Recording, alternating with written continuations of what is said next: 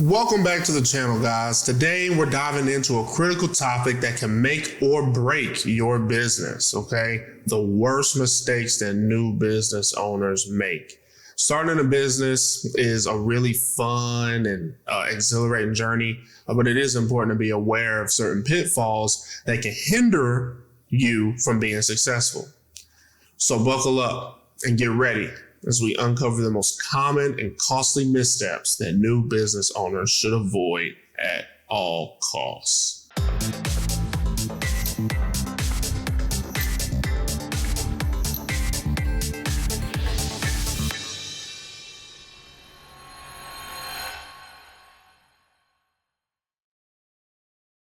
Have you ever wondered why some promising startups fail to take off and others decide that they're just gonna thrive and blow up?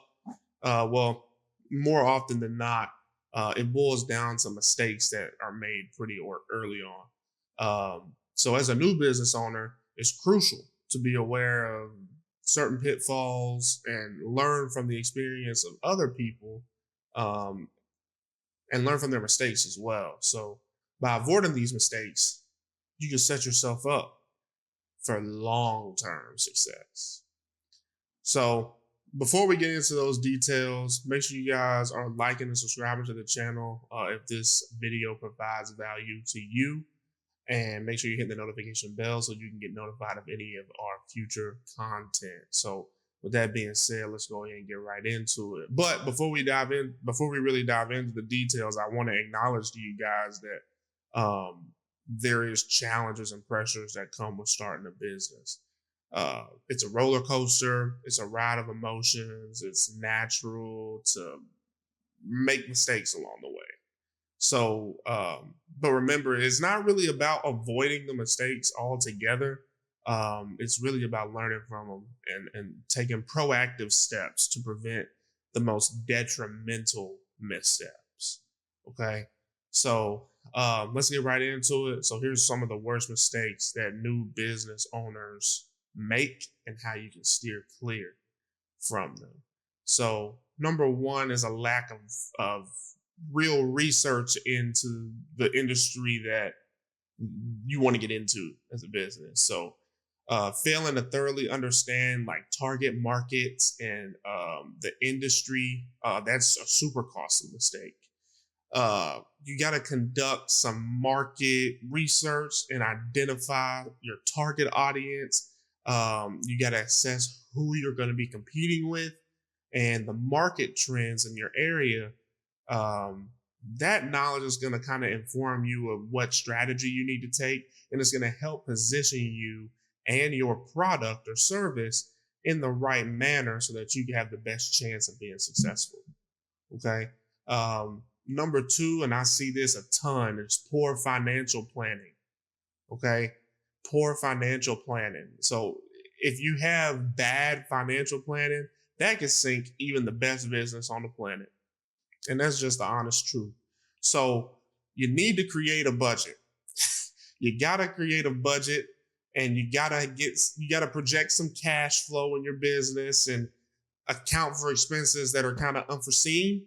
And if you need to seek professional advice for that, and for people that regularly monitor your finances, they can give you guidance on managing the money in your business and making sure you're making the right financial decisions.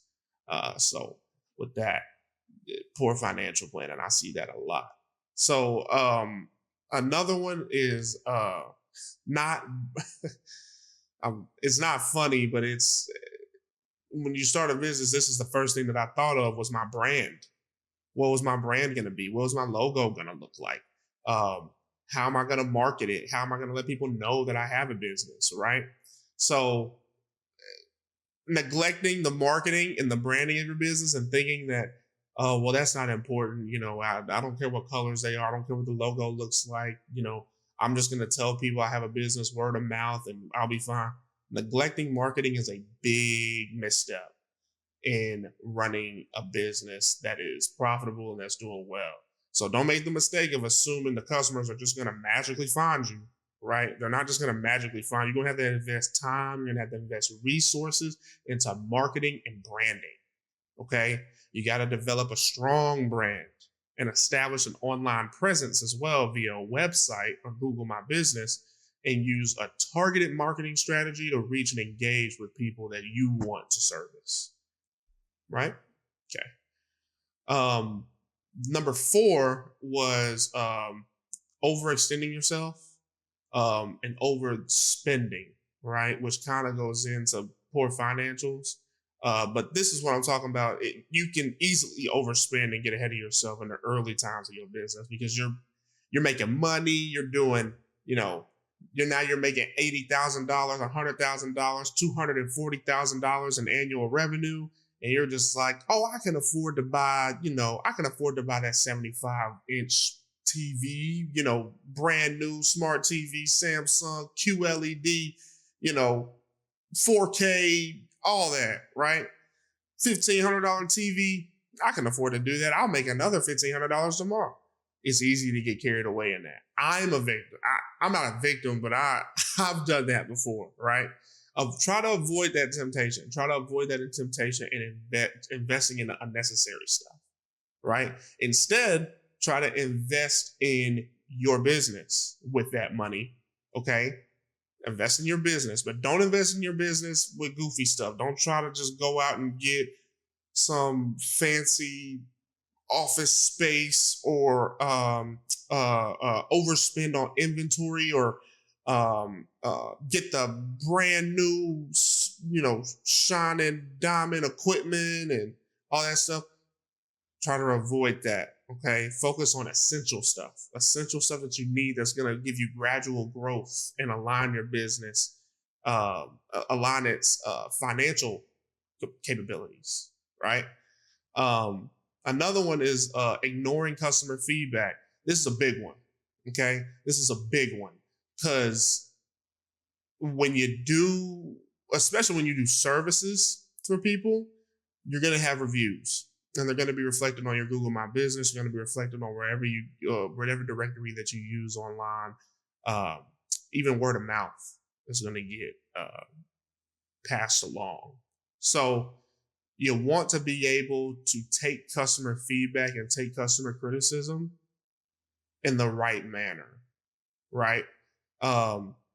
Customers are going to tell you, hey, I don't like this. Hey, and some customers are even nice enough to tell you what you should do or what they would like as a customer. Your customers are the lifeblood of your business, okay? They're the lifeblood. That's what you're doing it for, right? That's who's going to pay you to keep your business going. So ignoring them and dismantling the customer feedback is a detrimental mistake. It's a detrimental mistake. And I know it's going to hurt sometimes because somebody's going to say, well, this product sucks or, this service, this isn't what I wanted and, blah, blah. Actively listen to your customers, respond to their needs, and continuously improve your products and services based on that feedback. And that's going to turn your little 3-star review to 5-star reviews, right? Okay. Man. So number 6, hiring the wrong people, which I'm victim to time and time again.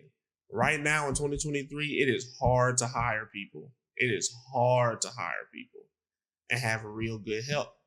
I've had some really good help in the past, but the market is people want to do less work for more money. And you can't really blame them, but try not to rush into the hiring process not rush into, but don't rush through it. Don't rush through the hiring process, or hire solely based on price or cost, right? Try to surround yourself with a capable and passionate team that share the vision and values of the company that you want to build or that you are building. And invest time in recruiting and selecting those individuals who bring complementary skills and expertise to the table, that bring complementary skills and expertise to your business. right? So, hiring the wrong team members that can really hurt you. It really can hurt you. Take it from me. It can really hurt you. Actively listen to me. And I'll tell you, it really will hurt you. And sometimes you're just going to have to be quick, fast, and just let people go because they're damaging your business. Right. So I want to kind of share a story with you guys so that you guys can kind of, there's a lot of things that can really put pitfalls in your company and pitfalls in your business. Recently, I just found out that somebody that owned a curbing company here went out of business. And I asked him what happened because he did good work. I've seen his work. His work was fine. And customers liked him. Customers liked his work. He had great reviews online, right? But they were on Facebook, right? Or they were on a Home Advisor or like sites where you pay for leads and stuff. And he just told me the customer stopped calling. He said the customer stopped calling. I was waiting on my phone. They weren't calling anymore. So eventually I just didn't have money to pay the bills anymore and I went out of business. And I was like, okay. I've dealt with that same situation. Had he had called me before he decided to go out of business, I could have helped him. But there was a time not too long ago where I didn't know where payroll was going to come from that week. I really didn't. I didn't know where payroll was going to come from. We had a slow couple weeks. People weren't calling. And what I did was I sat down and I thought, and I was trying to find solutions to the problem. And I wasn't idle. I was actually trying to find solutions to the problem. And I just said, well, the customers aren't calling me. Maybe I need to go to the customer. So I just went out and did door-to-door sales here and in Tennessee, door-to-door sales, right? That's what we're doing. And we sold about 5 jobs in one day doing door-to-door sales and toppled over $3,500 to $4,000 extra in down payments for that day. I mean, it was incredible. Sometimes you're going to have you're gonna have challenges in your business. And you're gonna get tested, and you gotta pass these tests in order to get to the next level of your business. You just do. Sitting idly by and just waiting by the phone for customers to call, that's not the right way to do it.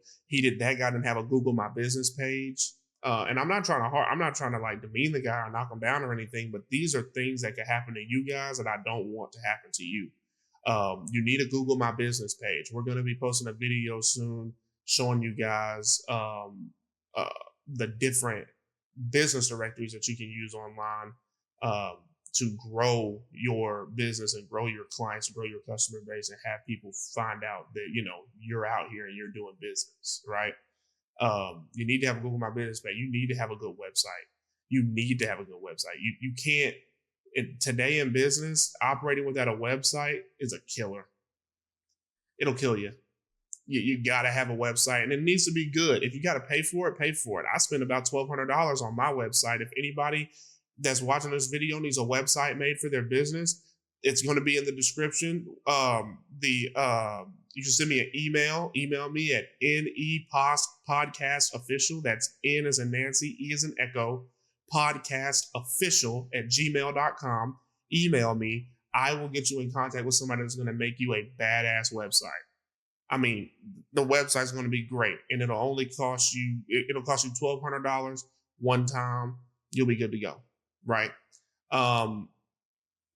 You got to have a good website. You got to be able to sell. If you're not a good salesman, in my mind, you're not really that good of a business owner. Everybody's a salesman. You got to be able to sell. You got to be able to sell yourself. You got to be able to sell your products. You got to be able to sell your company. You got to be able to sell your services.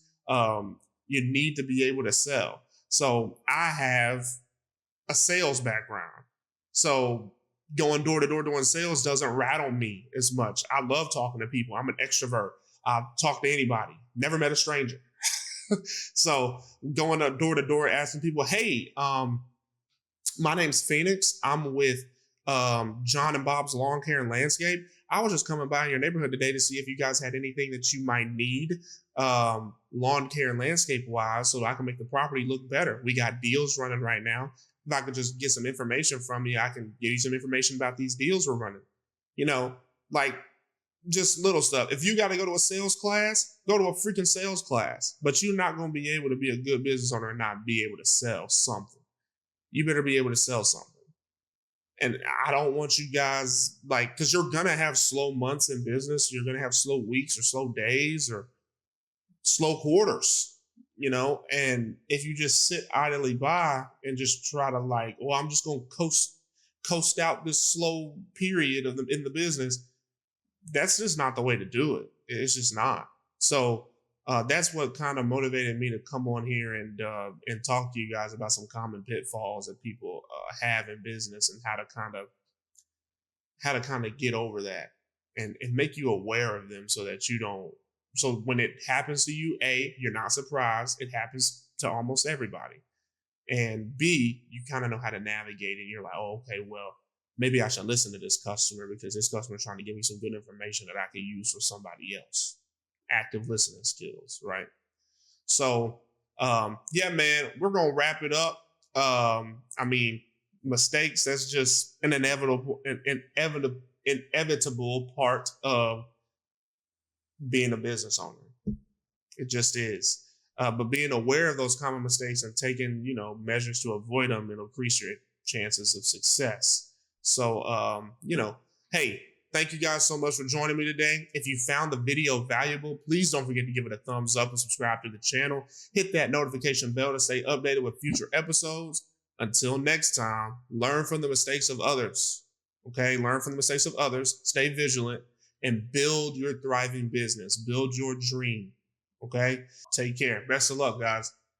What's going on, everybody? Thank you so much for making it to the end of the video. I hope you guys got a lot of value out of that last video. Let us know in the comment section about how we can make better content for you so that we can push you towards the path of success. Okay, if you guys want to watch 7 traits of successful entrepreneurs, click in the bubble right here. And if you guys want to watch our full unedited debate with the Valley Labor Report, then you can click in the bubble right here.